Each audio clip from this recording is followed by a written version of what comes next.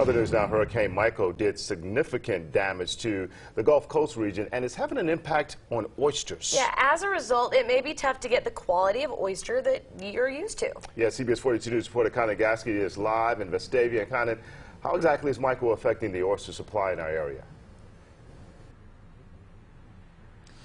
Well, guys, it wiped out a lot of the oyster supply in Apalachicola, Florida, which is where a lot of the restaurants around here get their oyster supply from.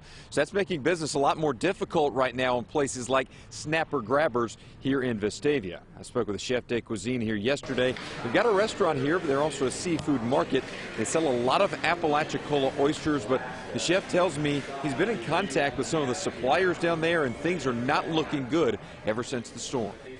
But I've heard from people over near Apalachicola, especially with the Mexico Beach area, that theirs is just done.